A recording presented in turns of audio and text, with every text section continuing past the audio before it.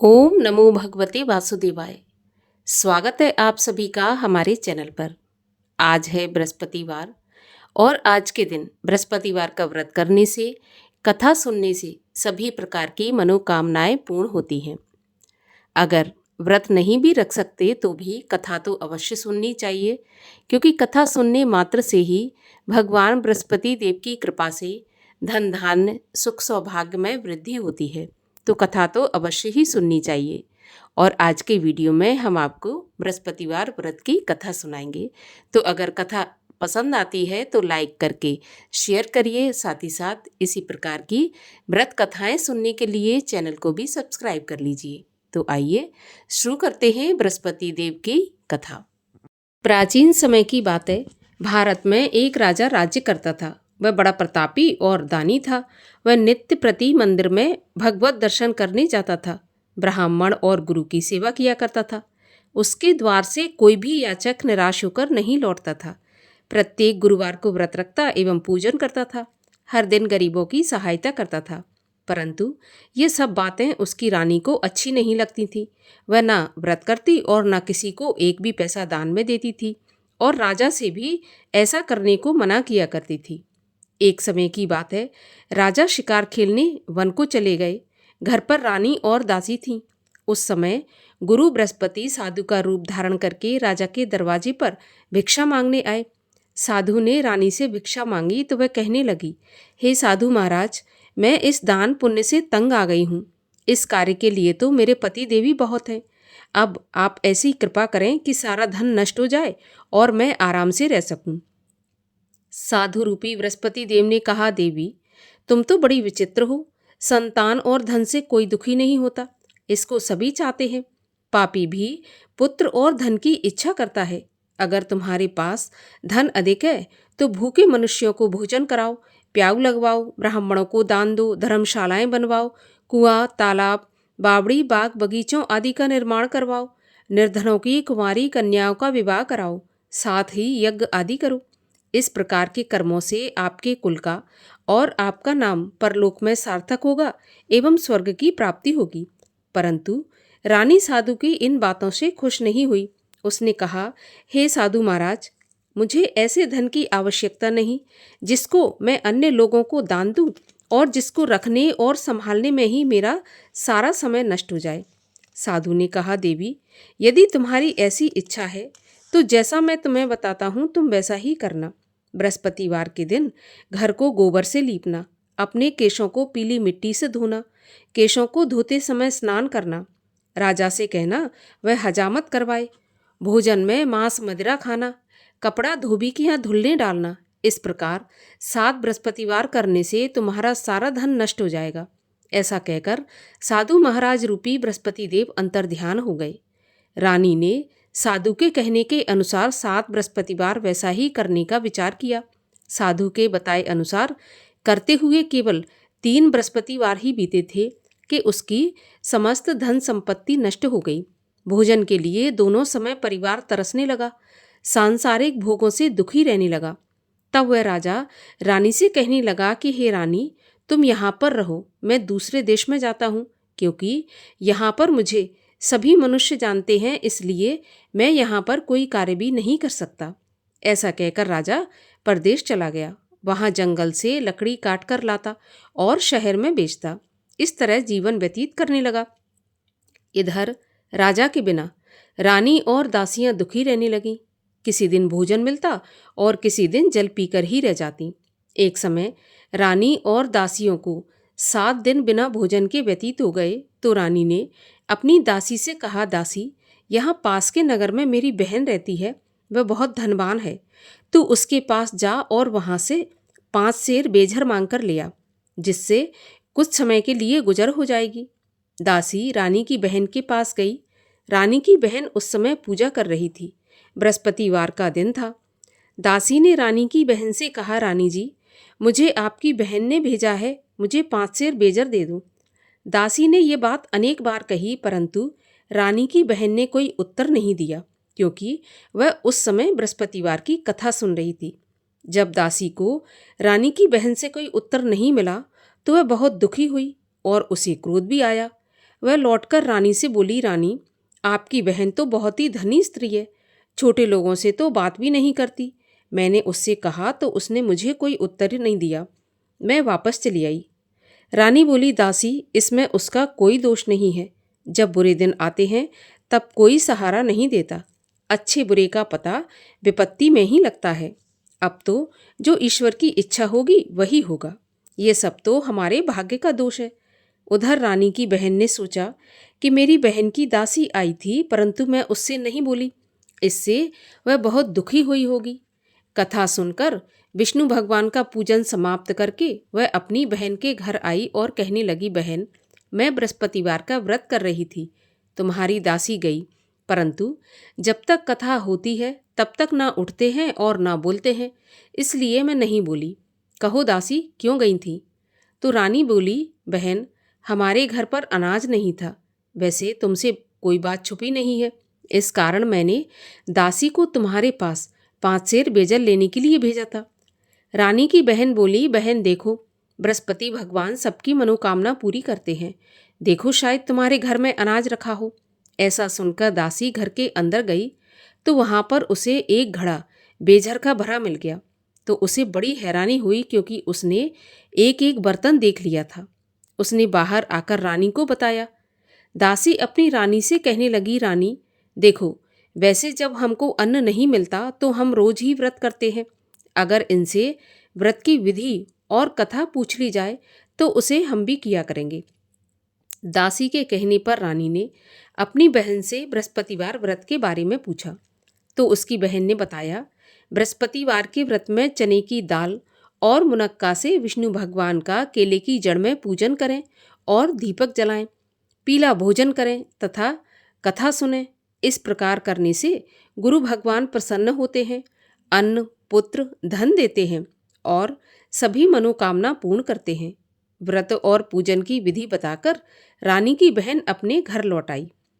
रानी और दासी दोनों ने निश्चय किया कि बृहस्पति देव भगवान का पूजन अवश्य करेंगे। 7 रोज के बाद जब बृहस्पतिवार आया तो उन्होंने व्रत रखा।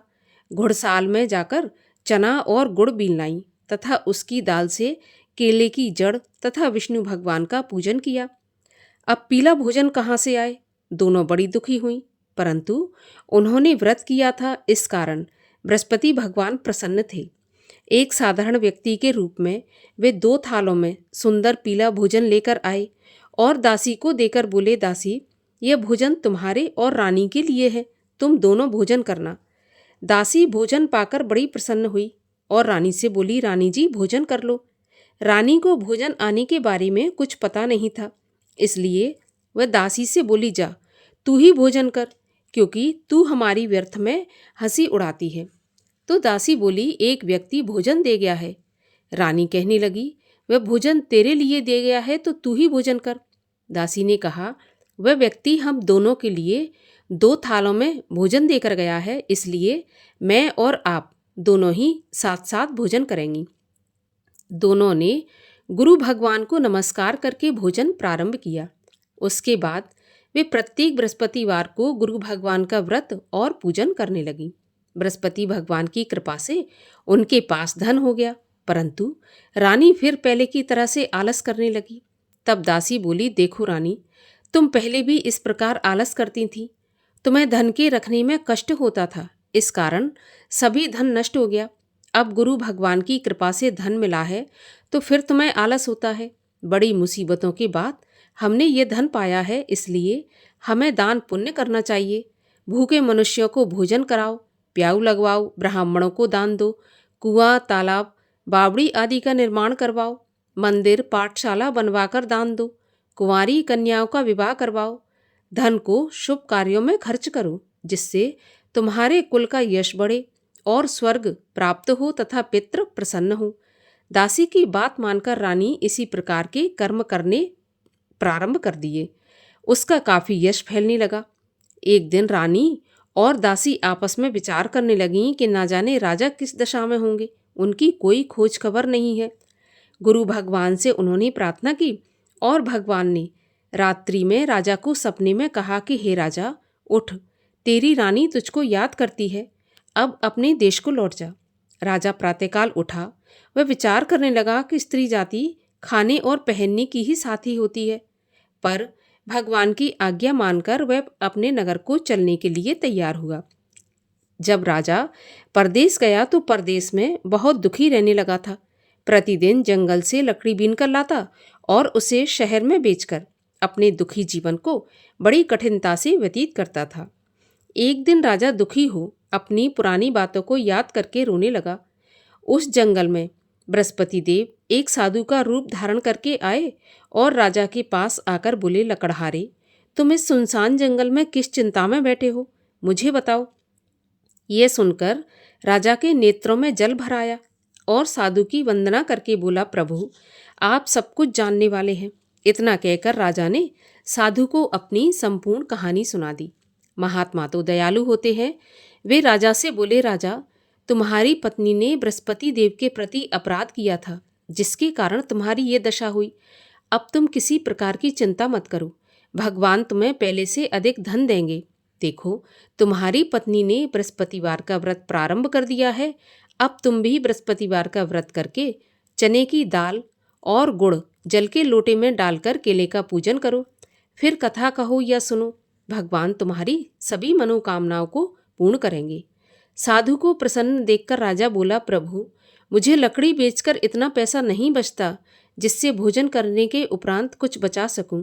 मैंने रात्रि में अपनी रानी को व्याकुल देखा है। मेरे पास कोई साधन नहीं जिससे उसका समाचार जान सकूं, और फिर मैं बृहस्पति देव की क्या कहानी कहूं, ये भी मुझको मालूम नहीं है। तो साधु ने कहा, राजा, तुम किसी बात की चिंता मत करो। बृहस्पतिवार के दिन रोज की तरह लकड़ियां लेकर शहर में जाओ। तुम्हें रोज से दुगना धन प्राप्त होगा, जिससे तुम भली भांति भोजन कर लोगे और बृहस्पति देव की पूजा का सामान भी आ जाएगा। और बृहस्पतिवार की कहानी भी इस प्रकार से है। प्राचीन काल में एक बहुत ही निर्धन ब्राह्मण था। उसके कोई संतान नहीं थी। वह नित्य पूजा पाठ करता, परंतु उसकी स्त्री बहुत मलिनता के साथ रहती। वह न स्नान करती और न किसी देवता का पूजन करती। प्रातःकाल उठते ही सबसे पहले भोजन करती, बाद में कोई अन्य काम करती। ब्राह्मण देवता बहुत दुखी रहते थे। पत्नी को बहुत समझाते, परंतु उसका कोई परिणाम न निकलता। भगवान की कृपा से ब्राह्मण की स्त्री की कन्या उत्पन्न हुई। वह कन्या अपने पिता के घर में बड़ी होने लगी। वह बालिका प्रातः स्नान करके भगवान विष्णु का जप करती, बृहस्पतिवार का व्रत भी करने लगी। पूजा पाठ समाप्त करके स्कूल जाती तो अपनी मुट्ठी में जौ भर के ले जाती और पाठशाला के मार्ग में डालती जाती। वही जौ स्वर्ण के हो जाते तो लौटते समय उनको बीनकर घर ले आती। एक दिन वह बालिका सूप में उन सोने के जौ को फटक कर साफ कर रही थी। तभी उसकी माँ ने देख लिया और कहा, बेटी, सोने के जौ को फटकने के लिए सोने का सूप होना चाहिए। दूसरे दिन गुरुवार था। इस कन्या ने व्रत रखा और बृहस्पति देव से प्रार्थना करके कहा कि प्रभु, यदि मैंने सच्चे मन से आपकी पूजा की हो तो मुझे सोने का सूप दे दो। बृहस्पति देव ने उसकी प्रार्थना स्वीकार कर ली। रोजाना की तरह वह कन्या जौ फैलाती हुई स्कूल चली गई। स्कूल से लौटकर जब वह जौ बीन रही थी तो बृहस्पति देव की कृपा से उसे सोने का सूप मिला। उसे वह घर ले आई और उसमें जौ साफ करने लगी, परंतु उसकी माँ का वही ढंग रहा। एक दिन की बात है, वह कन्या सोने के सूप में जौ साफ कर रही थी। उस समय उस नगर का राजकुमार वहां से होकर निकला। इस कन्या के रूप और कार्य को देखकर उस पर मोहित हो गया और राजमहल में आकर भोजन तथा जल त्याग कर उदास होकर लेट गया। जब राजा को राजकुमार द्वारा अन्न जल त्यागने का समाचार ज्ञात हुआ तो अपने मंत्रियों के साथ अपने पुत्र के पास गए और बोले, बेटा, तुम्हें किस बात का कष्ट है? किसी ने अपमान किया है अथवा कोई और कारण है? मुझे बताओ, मैं वही करूँगा जिससे तुम्हें प्रसन्नता हो। तो राजकुमार ने अपने पिता की बातें सुनी तो बोला, मुझे आपकी कृपा से किसी बात का दुख नहीं है। किसी ने मेरा अपमान नहीं किया, परंतु मैं उस लड़की के साथ विवाह करना चाहता हूँ जो सोने के सूप में जौ साफ कर रही थी। यह सुनकर राजा आश्चर्य में पड़ गया और बोला, बेटा, इस तरह की कन्या का पता तुम ही लगाओ, मैं उसके साथ तुम्हारा विवाह अवश्य करवा दूंगा। राजकुमार ने राजा को उस लड़की के घर का पता बताया। मंत्री उस लड़की के घर गया और राजा का आदेश ब्राह्मण को सुनाया। कुछ ही दिन के बाद ब्राह्मण की कन्या का विवाह राजकुमार के साथ संपन्न हो गया। कन्या के घर से जाते ही उस ब्राह्मण देवता के घर में पहले की भांति गरीबी का निवास हो गया। अब भोजन के लिए भी अन्न बड़ी मुश्किल से मिलता था। एक दिन दुखी होकर ब्राह्मण देवता अपनी पुत्री से मिलने गए। बेटी ने पिता की दुखी अवस्था को देखा और अपनी माँ का समाचार पूछा तो ब्राह्मण ने सारा हाल कह दिया। कन्या ने बहुत सा धन देकर अपने पिता को विदा कर दिया। इस तरह ब्राह्मण का कुछ समय सुखपूर्वक व्यतीत हो गया, लेकिन कुछ दिन के बाद फिर वही हाल हो गया। ब्राह्मण फिर अपनी कन्या के यहाँ गया और सभी हाल कहा तो पुत्री बोली, पिताजी आप माताजी को यहाँ लिवा लाओ, मैं उन्हें विधि बता दूंगी जिससे गरीबी दूर हो जाएगी। ब्राह्मण देवता अपनी स्त्री को साथ लेकर राजमहल अपनी पुत्री के पास पहुँचे तो पुत्री अपनी माँ को समझाने लगी, माँ तुम प्रातःकाल उठकर प्रथम स्नान आदि करके विष्णु भगवान का पूजन करो तो सब दरिद्रता दूर हो जाएगी। परंतु उसकी माँ ने उसकी एक भी बात नहीं मानी। वह प्रातःकाल उठकर अपनी पुत्री का बचा जूठन खा लेती थी। एक दिन उसकी पुत्री को बहुत गुस्सा आया। उसने एक रात को कोठरी से सारा सामान निकाल दिया और अपनी माँ को उसमें बंद कर दिया। प्रातःकाल उसमें से उसे निकाला और स्नान आदि करा के पूजा पाठ करवाया तो उसकी माँ की बुद्धि ठीक हो गई। इसके बाद वह नियम से पूजा पाठ करती और प्रत्येक बृहस्पतिवार को व्रत भी रखने लगी। इस व्रत के प्रभाव से उसकी माँ भी बहुत धनवान तथा पुत्रवती हो गई और बृहस्पति देवता के प्रभाव से स्वर्ग को गई। वह ब्राह्मण भी सुखपूर्वक इस लोक का सुख भोग कर स्वर्ग को प्राप्त हुआ। इस तरह कहानी कहकर साधु देवता वहाँ से अंतर्ध्यान हो गए। धीरे धीरे समय व्यतीत होने पर फिर बृहस्पतिवार का दिन आया। राजा जंगल से लकड़ी काटकर किसी शहर में बेचने गया तो उसे उस दिन और दिनों से अधिक पैसा मिला। राजा ने चना गुड़ आदि लाकर बृहस्पतिवार का व्रत किया। उस दिन से उसके सभी क्लेश दूर हुए। परंतु जब अगला गुरुवार आया तो वह बृहस्पतिवार का व्रत करना भूल गया। इस कारण बृहस्पति भगवान नाराज हो गए। उस दिन उस नगर के राजा ने विशाल यज्ञ का आयोजन किया तथा अपने समस्त राज्य में घोषणा करवा दी कि कोई भी मनुष्य अपने घर में भोजन न बनाए, आग भी न जलाए। समस्त जनता मेरे यहाँ भोजन करने आए और इस आज्ञा को जो नहीं मानेगा उसको फांसी की सजा दी जाएगी। राजा की आज्ञा के अनुसार राज्य के सभी वासी राजा के भोज में सम्मिलित हुए, लेकिन लकड़हारा कुछ देर से पहुंचा, इसलिए राजा उसको अपने साथ महल में ले गए। जब राजा लकड़हारे को भोजन करा रहे थे तो रानी की दृष्टि उस खूंटी पर पड़ी जिस पर उसका हार लटका हुआ था। उसे हार खूंटी पर लटका दिखाई नहीं दिया। रानी को निश्चय हो गया कि मेरा हार इस लकड़हारे ने चुरा लिया और उसी समय सैनिक बुलवाकर उसको जेल में डलवा दिया। जब लकड़हारा जेल खाने में गया तो बहुत दुखी होकर विचार करने लगा कि न जाने कौन से पूर्व जन्म के कर्म से मुझे यह दुख प्राप्त हुआ है, और उसी साधु को याद करने लगा जो कि जंगल में मिला था। उसी समय तत्काल बृहस्पति देव साधु के रूप में प्रकट हो गए और उसकी दशा को देखकर कहने लगे, अरे मूर्ख, तूने बृहस्पति देवता की कथा नहीं की, इसी कारण तुझे दुख प्राप्त हुआ है। अब चिंता मत कर, बृहस्पतिवार के दिन जेल खाने के दरवाजे पर 4 पैसे पड़े मिलेंगे, उनसे तू बृहस्पति देव की पूजा करना तो तेरे सभी कष्ट दूर हो जाएंगे। अगले बृहस्पतिवार उसे जेल के द्वार पर 4 पैसे मिले। राजा ने पूजा का सामान मंगवाकर कथा कही और प्रसाद बांटा। उसी रात्रि को बृहस्पति देव ने उस नगर के राजा को स्वप्न में कहा कि राजा, तूने जिस आदमी को जेल खाने में बंद कर दिया है वह निर्दोष है, वह राजा है, उसे छोड़ देना। रानी का हार उसी खूंटी पर लटका हुआ है। अगर तू ऐसा नहीं करेगा तो मैं तेरे राज्य को नष्ट कर दूंगा। राजा प्रातःकाल उठा और खूंटी पर हार टंगा देखकर लकड़हारे को बुलाकर क्षमा मांगी और राजा के योग्य सुंदर वस्त्र आभूषण भेंट करके उसे विदा किया। गुरुदेव की आज्ञा के अनुसार राजा अपने नगर को चल दिया। राजा जब नगर के निकट पहुंचा तो उसे बड़ा आश्चर्य हुआ। नगर में पहले से अधिक बाग, तालाब, कुएं तथा बहुत सी धर्मशालाएं, मंदिर आदि बने हुए थे। राजा ने पूछा ये किसका बाग और धर्मशाला है? तब नगर के सब लोग कहने लगे कि ये सब रानी और दासी ने बनवाए हैं। तो राजा को आश्चर्य हुआ और गुस्सा भी आया। जब रानी ने यह खबर सुनी कि राजा आ रहे हैं, तो उसने अपनी दासी से कहा कि दासी, देख राजा हमको कितनी बुरी हालत में छोड़ गए थे। हमारी ऐसी हालत देखकर वह लौट न जाए, इसलिए तू दरवाजे पर खड़ी हो जा। रानी की आज्ञा के अनुसार दासी दरवाजे पर खड़ी हो गई। जब राजा आए तो उन्हें अपने साथ महल में लिवा लाई। तब राजा ने क्रोध करके अपनी तलवार निकाली और पूछने लगा, बताओ यह धन तुम्हें कैसे प्राप्त हुआ है?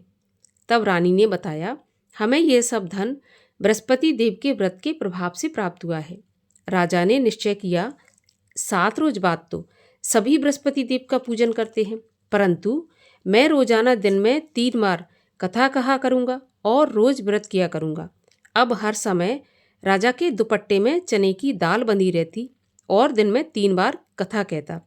एक दिन राजा ने विचार किया कि चलो अपनी बहन के यहाँ हो आऊँ। इस तरह निश्चय कर राजा घोड़े पर सवार हो अपनी बहन के यहाँ चल दिया। मार्ग में उसने देखा कि कुछ आदमी एक मुर्दे को लिए जा रहे हैं। उन्हें रोककर राजा कहने लगा, अरे भाइयों, मेरी बृहस्पतिवार की कथा सुन लो। तो वे बोले, लो, हमारा तो आदमी मर गया, इसको अपनी कथा की पड़ी है। परंतु कुछ आदमी बोले कि अच्छा कहो, हम तुम्हारी कथा भी सुनेंगे। राजा ने दाल निकाली और कथा कहनी शुरू कर दी। जब कथा आदि हुई थी तो मुर्दा हिलने लगा, और जब कथा समाप्त हुई तो राम राम करके वह मुर्दा उठकर खड़ा हो गया। राजा आगे बढ़ा, उसे चलते चलते शाम हो गई। आगे मार्ग में उसे एक किसान खेत में हल चलाता मिला। राजा उससे बोला, अरे भैया, तुम मेरी बृहस्पतिवार की कथा सुन लो। तो किसान बोला, जब तक मैं तेरी कथा सुनूंगा तब तक 4 हरैया जोत लूंगा। जा अपनी कथा किसी और को सुनाना। राजा आगे चलने लगा। राजा के हटते ही बैल पछाड़ खाकर गिर गए और किसान के पेट में बहुत जोर से दर्द होने लगा। उसी समय किसान की पत्नी रोटी लेकर आई। उसने जब यह देखा तो अपने पुत्र से सब हाल पूछा और बेटे ने सभी हाल बता दिया। तो बुढ़िया दौड़ी दौड़ी उस घुड़सवार के पास गई और उससे बोली, मैं तेरी कथा सुनूंगी, तू अपनी कथा मेरे खेत पर चलकर ही कहना। राजा ने लौटकर बुढ़िया के खेत पर जाकर कथा कही, जिसके सुनते ही बैल उठकर खड़े हो गए तथा किसान के पेट का दर्द भी बंद हो गया। राजा अपनी बहन के घर पहुंच गया। बहन ने भाई की खूब मेहमानी की। दूसरे रोज प्रातःकाल राजा जगा तो वह देखने लगा कि सब लोग भोजन कर रहे हैं। राजा ने अपनी बहन से पूछा, ऐसा कोई मनुष्य है जिसने भोजन नहीं किया हो, जो मेरी बृहस्पतिवार की कथा सुन ले? तो बहन बोली, भैया, यह देश ऐसा ही है। पहले यहाँ के लोग भोजन करते हैं, बाद में अन्य काम करते हैं। अगर पड़ोस में कोई हो तो मैं देख कर आती हूँ। ऐसा कहकर बहन देखने चली गई, परंतु उसे कोई ऐसा व्यक्ति नहीं मिला जिसने भोजन नहीं किया हो। अतः वह एक कुम्हार के घर गई जिसका लड़का बीमार था। उसे मालूम हुआ कि उनके यहाँ 3 रोज से किसी ने भोजन नहीं किया। तो रानी ने अपने भाई की कथा सुनने के लिए कुम्हार से कहा और वह कुम्हार तैयार हो गया। राजा ने जाकर बृहस्पतिवार की कथा कही, जिसको सुनकर उसका लड़का ठीक हो गया। अब तो राजा की प्रशंसा होने लगी। एक दिन राजा ने अपनी बहन से कहा कि बहन, हम अपने घर को जाएंगे, तुम भी तैयार हो जाओ। तो राजा की बहन ने अपनी सास से अपने भाई के साथ जाने की आज्ञा मांगी। तो सास बोली कि चली जा, परंतु अपने लड़कों को मत ले जाना, क्योंकि तेरे भाई के तो कोई संतान नहीं है। बहन ने अपने भाई से कहा, भैया, मैं तो चलूंगी पर कोई बालक नहीं जाएगा। राजा ने कहा, जब कोई बालक नहीं चलेगा तो तुम क्या करोगी? बड़े दुखी मन से राजा अपने नगर को लौट आया। राजा ने अपनी रानी से कहा, हम निर्वंशी राजा हैं, हमारा मुंह देखने का भी धर्म नहीं है, और बिना भोजन आदि किए शैया पर लेट गया। रानी बोली, हे प्रभु, बृहस्पति देव ने हमें सब कुछ दिया है, वे हमें संतान भी अवश्य देंगे। उसी रात को बृहस्पति देव ने राजा को स्वप्न में कहा, राजा उठ, सभी सोच त्याग दे, तेरी रानी गर्भवती है। राजा को यह जानकर बड़ी खुशी हुई और 9वें महीने रानी के गर्भ से एक सुंदर पुत्र पैदा हुआ। तब राजा बोला, हे रानी, स्त्री बिना भोजन के रह सकती है, परंतु बिना कहे नहीं रह सकती। जब मेरी बहन आए तो तुम उससे कुछ कहना मत। तो रानी ने सुनकर हाँ कर दी। जब राजा की बहन ने यह शुभ समाचार सुना तो बहुत खुश हुई और बधाई लेकर अपने भाई के यहाँ आई। तभी रानी ने कहा, घोड़ा चढ़ाकर नहीं आई, गधा चढ़ी आई। तो राजा की बहन बोली, भाभी, मैं इस प्रकार ना कहती तो तुम्हें औलाद कैसे मिलती। बृहस्पति देव ऐसे ही है, जैसी जिसके मन में कामना है सभी को पूर्ण करते हैं। जो सद्भावना पूर्वक बृहस्पतिवार का व्रत करता है एवं कथा पढ़ता है अथवा सुनता है और दूसरों को सुनाता है, बृहस्पति देव उसकी सभी मनोकामना पूर्ण करते हैं। बृहस्पति देव उनकी सदैव रक्षा करते हैं। जो संसार में सद्भावना से गुरुदेव का पूजन एवं व्रत सच्चे हृदय से करते हैं, उनकी सभी मनोकामनाएं पूरी होती हैं। जैसी सच्ची भावना से रानी और राजा ने बृहस्पति देव की कथा का गुणगान किया तो उनकी सभी इच्छाएं बृहस्पति देव ने पूर्ण की थीं। इसलिए सबको कथा सुनने के बाद प्रसाद लेकर जाना चाहिए और हृदय से उनका मनन करते हुए जयकारा बोलना चाहिए। बोलिए बृहस्पति भगवान की जय। और आइए अब करें बृहस्पति देव की आरती। ओम जय बृहस्पति देवा, स्वामी जय बृहस्पति देवा। छिन्न छिन्न भोग लगाऊं, कदली फल मेवा। ओम जय बृहस्पति देवा। तुम पूर्ण परमात्मा, तुम अंतर्यामी, जगत पिता जगदीश्वर, तुम सबके स्वामी। ओम जय बृहस्पति देवा। चरणामृत निज निर्मल, सब पातक हरता, सकल मनोरथ दायक, कृपा करो भरता। ओम जय बृहस्पति देवा। तन मन धन अर्पण कर, जो जन शरण पड़े, प्रभु प्रकट तब होकर, आकर द्वार खड़े। ओम जय बृहस्पति देवा। दीन दयाल दयानिधि, भक्तन हितकारी, पाप दोष सब हरता, भव बंधन हारी। ओम जय बृहस्पति देवा। सकल मनोरथ दायक, सब संशय हारो, विषय विकार मिटाओ, संतन सुखकारी। ओम जय बृहस्पति देवा। जो कोई आरती प्रभु की, प्रेम सहित गावे, जेठानंद आनंद कर, सो निश्चय पावे। ओम जय बृहस्पति देवा। बोलिए विष्णु भगवान की जय, बृहस्पति देव भगवान की जय।